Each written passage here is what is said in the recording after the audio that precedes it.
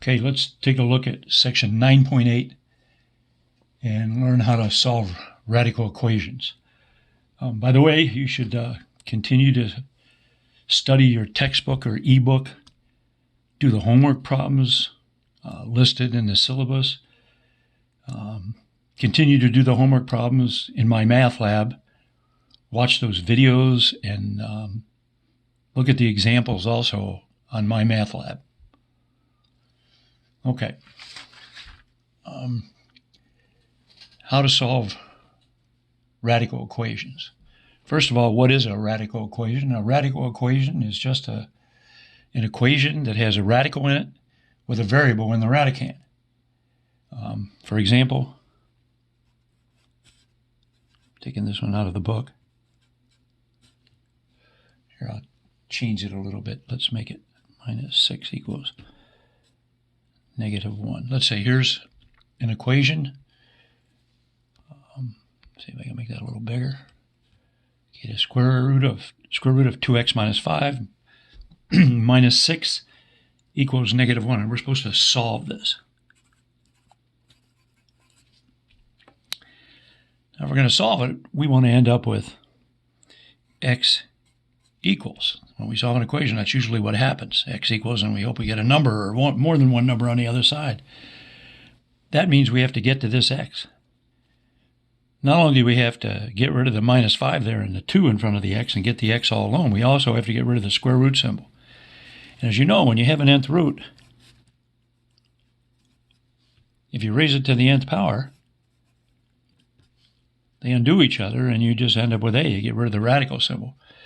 So clearly when we're going to solve a square root, a radical equation involving a square root, we're going to square to solve the problem.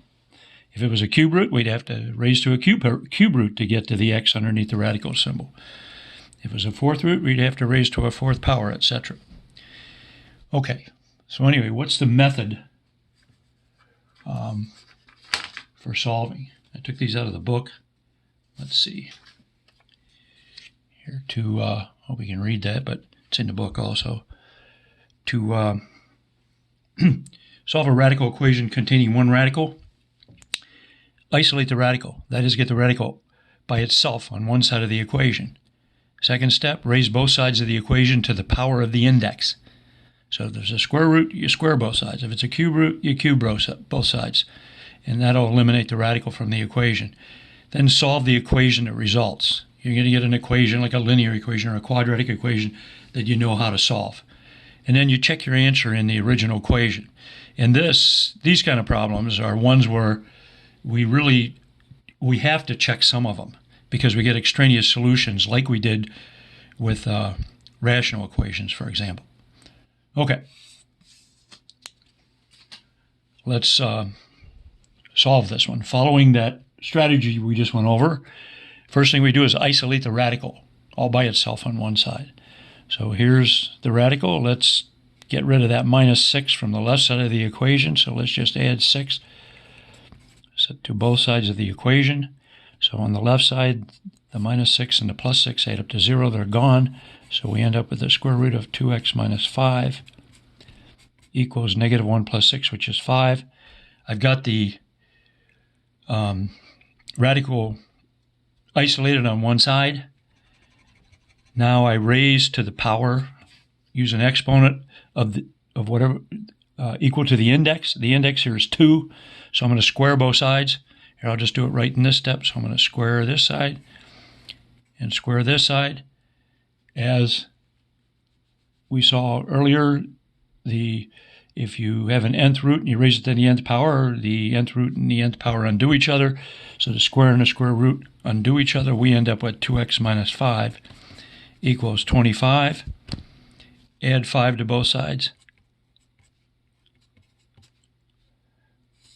Here the 5's cancel out, divide out, or subtract out of the problem, and we end up with 2x equals 30. Divide both sides by 2, and we end up with x equals 15. Actually, the one in the book was 2x minus 3. I copied it wrong, but whatever, same idea. Okay, and then check your answer. You got to be careful when you raise to even powers. Notice, for example, -6 does not equal 6. But if I squared both sides,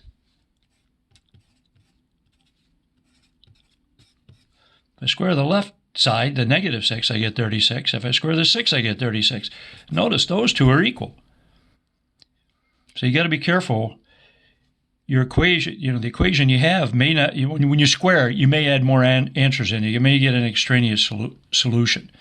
So since we squared, let's check it to make sure it works. So let's run a check here. The original equation was the square root of 2x minus 5, and then minus 6 equals -1.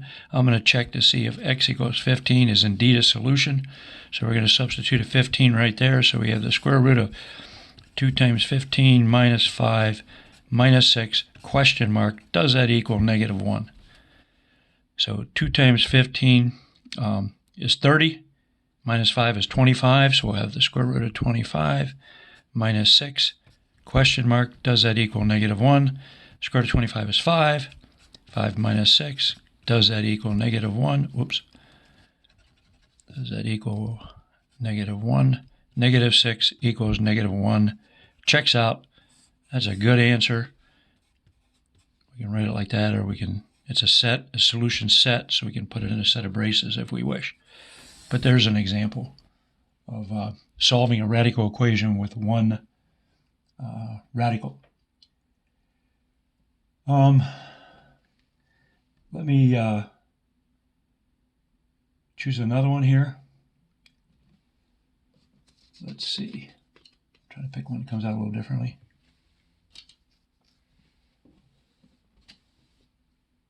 So let's take a look at, this is, again, I stole it from the book, but let's solve this one.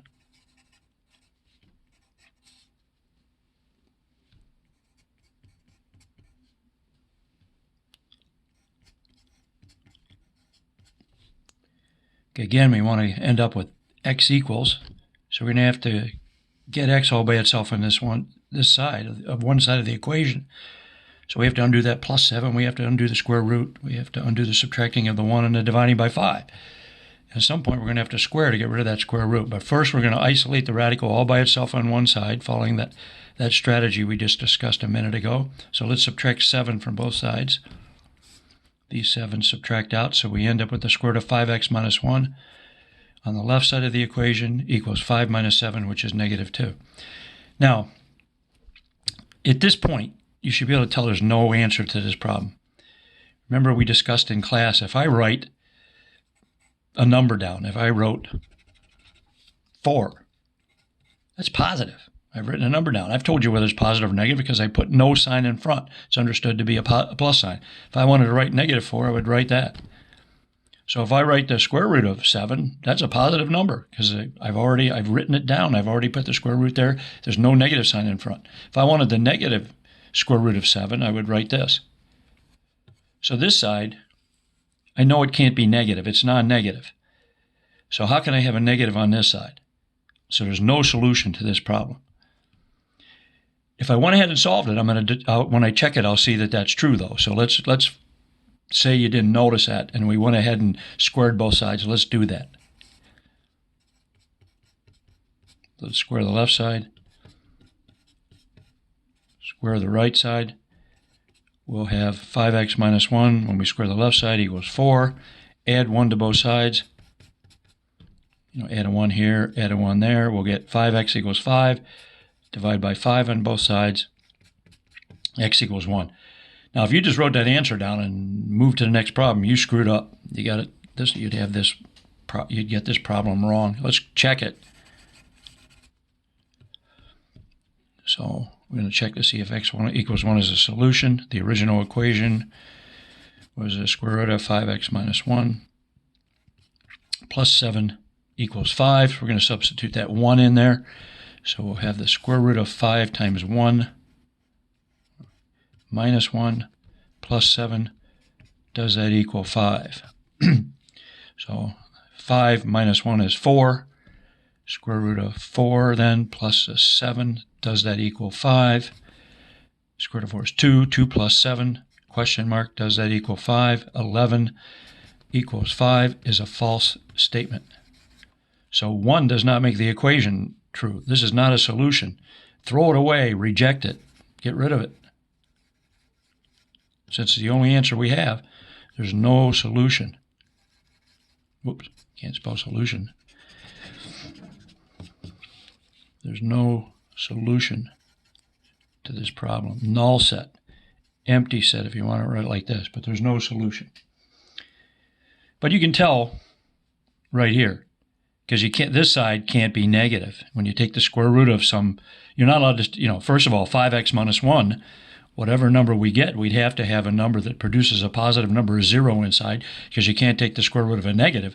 But this side cannot be negative, because when you take the square root of 0 or a positive number, you get a positive answer on this side. Can't be negative. That's kind of like what I showed you up here. How if one side's negative and one side's positive, or if you have a negative and a positive, if you square them both, they might be the same, even though they weren't originally. So you got to be careful. You have to check these radical equations when you square to solve, or you raise to the fourth power. In other words, you add a fourth root. Anytime you raise to an even power, you may be adding in extra solutions. This is an extraneous solution. So yeah, it's not an answer to the problem. I don't know if I spelled that right, but that's an extraneous solution. Okay. Here, let's just... All right. Let's see. Here's another problem, a little more complicated. Let's suppose we're supposed to solve. Let's see. I'm stealing this one from the book again. It seems like I'm stealing them all from the book, but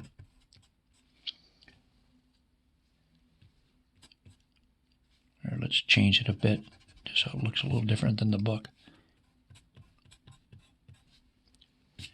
Here's another radical equation, a square root. And it only has one radical. So following the strategy, we isolate the radical on one side. I want this all by itself on one side. So I subtract 1 from both sides. That'll leave me square root of x plus 5 equals x minus 1. Now I square both sides so I can get to that x underneath the radical there. The left side, the square root of x plus 5 squared is x plus 5. Oops, I forgot to square this side. And square the other side. Now you got to FOIL that. Remember, x minus 1 squared is not like x squared plus 1 or x squared minus 1. I see those kind of answers. That's incorrect. You got to FOIL this. Now you got to multiply it out. X minus 1 times x minus 1. You got to do all that work. Excuse me. So first times first, x squared. Outside's minus x, inside's minus x. That's minus 2x.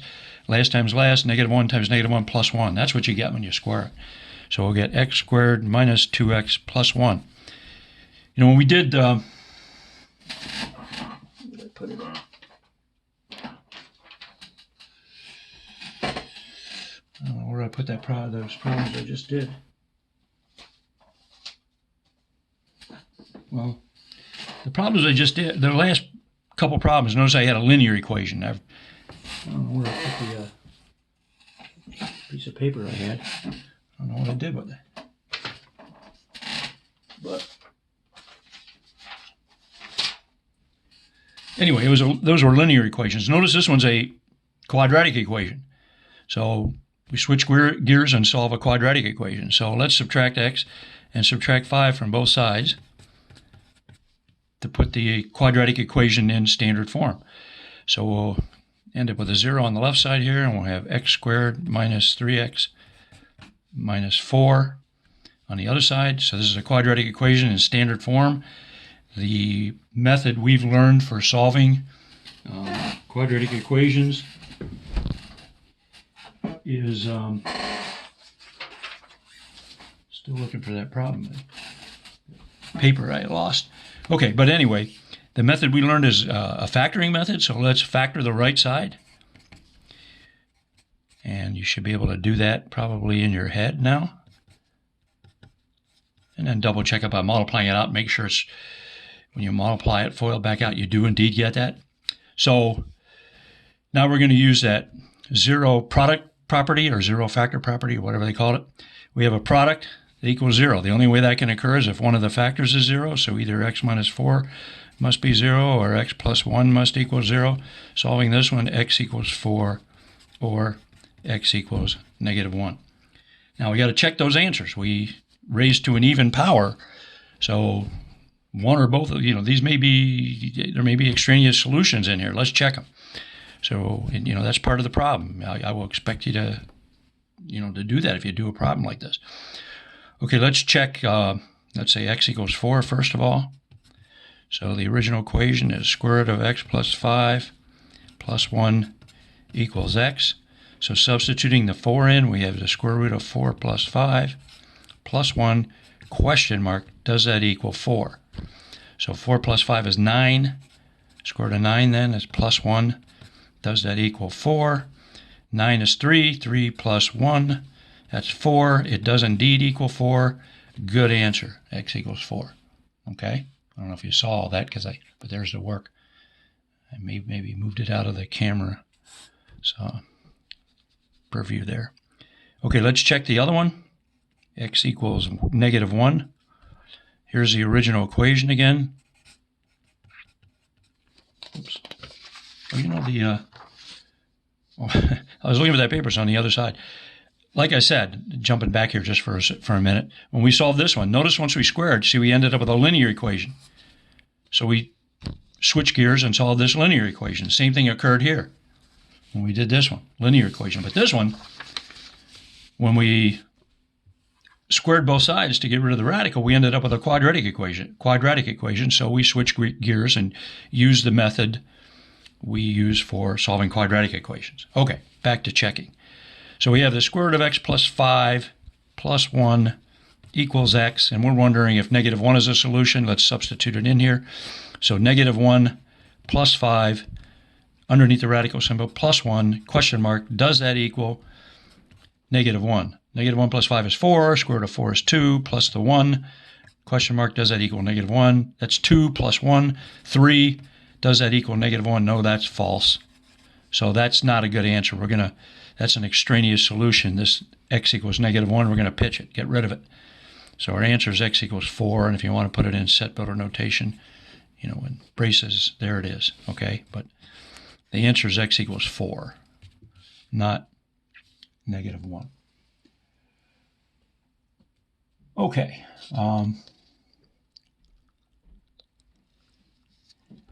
Let's see. Okay, sometimes, like for example, this one. It may, instead of have a radical, they may use a fractional exponent. This problem could be written like this. Instead of x plus square root of x plus 5, they might have x plus 5 to the 1/2 power plus 1 equals x. It's the same problem. Change it to a radical if you want and do it like this. If you don't want to change it to a radical, you could just say, okay, I'll still isolate this term in the problem that has a fractional exponent because it really involves a radical. You could subtract 1 from both sides. Then you get x plus 5 to the 1/2 power equals x minus 1. Now, we have this property that x to the a to the bth power equals x to the ab. That's a property of exponents you're supposed to know. So to get rid of that 1/2 exponent and just get an exponent of 1 there, so I just have x plus 5, I would square because 1/2 times 2 gives me 1. So I would square both sides just like we did up here. So you have x plus 5 to the 1/2 squared equals x minus 1 squared. You multiply these two exponents together, that's 1, so you just end up with x plus 5 on the left side, and you get the x minus 1 squared on the other side, and that's the same problem as you can see that we had back here. So you do it the same way and you end up with the same answer. Okay? All right. They have one in the book with a 1/3 power. Let's just take a look at it real quickly. So you solve this one, 5. I should pick a different, eventually I will, but let me just pick this one out of the book. I should make one up. Square root of 5x minus 1 plus 3 equals 10. Okay, isolate, this really means, you can write it like this if you want. Whoops. These two are the same. Same equation, just written a little different way. Whoops, screwed up again. Instead of writing 1/3 power, I could just say the cube root of 5x minus 1 plus 3 equals 10.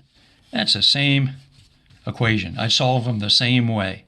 If I was doing this one, I'd subtract 3 from both sides, or I'd change it into that if I wanted. But 5x minus 1 to the 1/3, subtract 3 from the left side, subtract 3 from the right side. We end up with the square root of 5x minus 1 equals 7. Over here, subtract 3 from both sides, and you'd get the cube root of 5x minus 1 equals 7. So, either way, you're getting the same thing. You got to cube both sides now.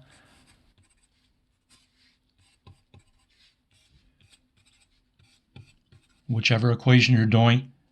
The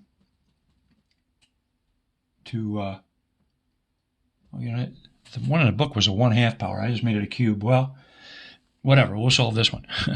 Okay. So this is a different problem. But anyway, you cube both sides. So on the left side, on this left equation here, 1/3 times 1 times 3 is 1. So you just end up with 5x minus 1. Here I got a cube 7. Let's see, 7 sevens are 49.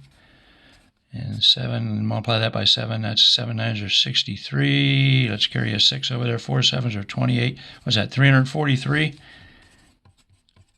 Okay, and same thing here. You just, the cube and the cube root undo each other. We end up 5x minus 1 equals 343. Notice at this point, both equations are the same. So let's just solve the one on the left here. So add 1 to both sides. We end up with 5x equals 343 over, 344. Adding 1 to both sides. Divide by 5. X equals 344 over 5. Because it was a cube root, I can take the cube root of positive numbers or negative numbers. A cube root, see, a cube root can be, a negative number. If I have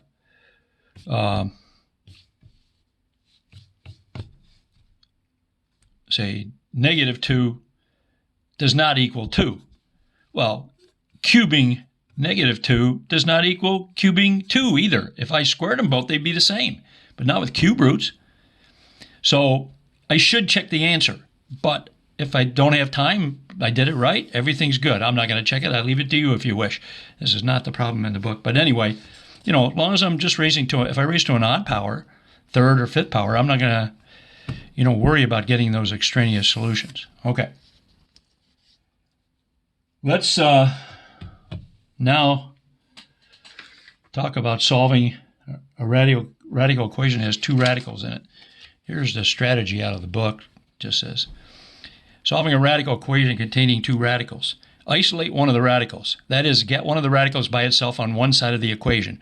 Raise both sides of the equation to the power of the index again. Again, for problems you're given everything, if there's more than one radical, they're both going to be square roots or both going to be cube roots like that. You're not going to get 1 square root and 1/4 root or something like that. I won't give you anything like that. But anyway, if a radical remains in the equation, then follow the steps for solving a radical equation containing 1 radical. That means if you raise to a power and you still have a radical left, isolate that radical and raise to a power again, the index power. And keep doing that till you get rid of the radicals. And then you solve the equation you get, whether it's linear, quadratic, whatever. And then you check your answer. The answers, discard any extraneous solutions. Remember, if you're raising to even powers, you got to be careful. You might get extraneous solutions. Let's see. Here's a problem. Let me see. Here they have. Okay, this is a different problem than the book. The cube root of a squared minus 3a, let's see, plus 5 minus, let's say, the cube root of 2a squared minus 6a minus 23 equals 0. Suppose we're supposed to solve that one. Okay? All right. Isolate a radical on one side. So let's add this one to both sides. So add this cube root of 2a squared minus 6a minus 23 to both sides.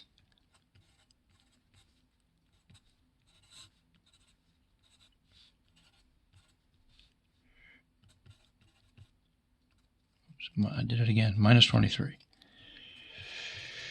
Okay, then we will have, let's see, the cube root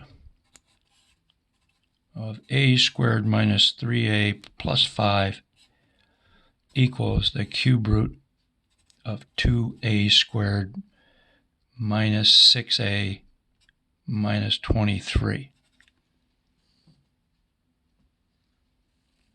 Okay, now I've isolated a radical on one side. Now, by the way, I will not give you a problem like this, like a +1 on here or something like that. You won't have that. If they're cube roots or fourth roots, it's just going to be two of them, and you can put one on one side, one on the other, and then raise the appropriate power to get rid of the radicals. I'm not going to put anything else in the equation like a +a out here or a +1. You won't have that. We will with square roots, maybe I'll show you in a minute, but not cube roots. So let's cube both sides to get rid of the radical. That's the next step in our strategy. So we'll have a squared minus 3a plus 5 equals 2a squared plus 6a minus 23. This is a quadratic equation, so we're going to switch gears and solve a quadratic equation. Let's get everything on one side so we can try to factor. So I'm going to subtract a squared from both sides to get all I'm going to put everything on the right side. I'm going to add 3a to both sides. And I'm going to subtract 5 from both sides. Over here, everything subtracts out. We'll get 0 equals 2a squared minus 1a squared. That's a squared. 6a and 3a, that's plus 9a. And then what is that, minus 28? Okay. I do that right. Okay, and then, that was minus 6a. Okay, that's a minus 6a. I copied that wrong, so let's correct that. Sorry. So when I add negative 6a and 3a, that's minus 3a. Good thing I caught that because I probably wouldn't have factored that the way it looked to me. Okay. Now let's switch gears. It's a quadratic equation. Let's try to factor the right side. So 0 equals negative 28. We're looking for a pair of numbers whose product is negative 28, and they add up to negative 3. It looks like negative, 7 and 4. So a minus 7 times a plus 4. So I factored the right side. Now I use that zero product property or factor property, whatever it's called. A product equals 0 only if one or more of the factors is 0. So the only way this could occur is if a minus 7 equals 0 or a plus 4 equals 0. So adding 7 to both sides, I get a equals 7, or adding or subtracting 4 from both sides, a equals negative 4. Since I cube both sides, I'm not worried about extraneous solutions. I suggest you still check the answer, but that should be good. So you can write it like that, or you might write it in set notation like this. A set of braces around it, not parentheses. Okay? All right. Let's try another problem, a little more complicated problem now. Let's solve this one. Let's see. This I'm stealing from the book again, but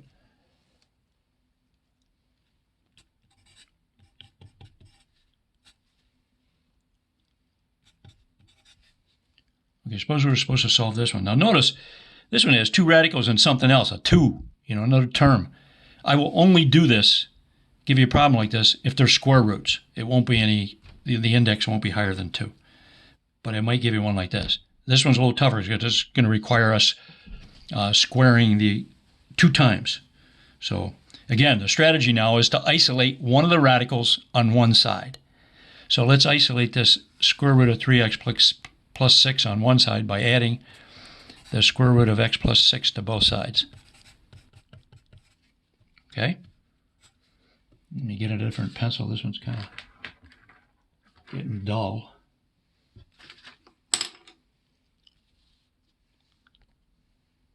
Okay, I hope that's clear. The last video I did was kind of blurry, but I hope you can, follow it. I don't know how to use my phone and my camera very well. This is the first time I've ever done this. So anyway, these two add up to 0. So on the left side, we'll have the square. Whoop, this pencil isn't very dark, is it? Let me switch again.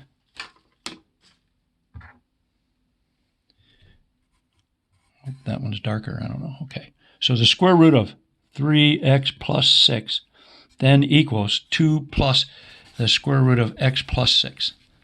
So I isolated a radical on one side. It's a square root. The index is 2. So now I'm going to square both sides. Left side's easy. 3x plus 6. Right side, not so easy.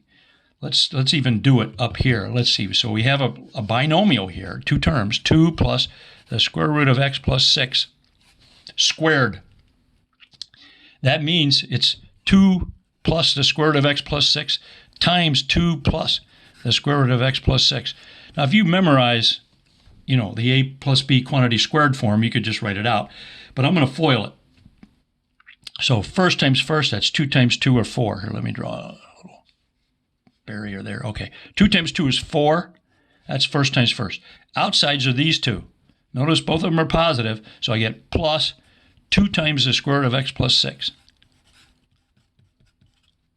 Insides, both positive, plus 2 times the square root of x plus 6. Last times last, plus the square root of x plus 6 times the square root of x plus 6. Since I don't have room to write it down twice, I'm just going to write it in squared form. Everybody follow that, hopefully? So then let's simplify it a bit. We get 4. Here's 2. These are like radicals. 2 square root of x plus 6 is plus 2 more. So 2 plus 2 is 4. Or you can factor out the square root of x plus 6 and add the 2's together using the distributive property. But it's plus 4 times the square root of x plus 6 plus x plus 6. When you square this, undoes the radical. And then I'm going to add the 4 and the 6 together and get 10, but I'm just going to write that down here. So the left side is 3x plus 6. The right side is that. So 4 plus 6 is 10. That's those two added together. Plus that 4 times the square root of x plus 6, and then plus x.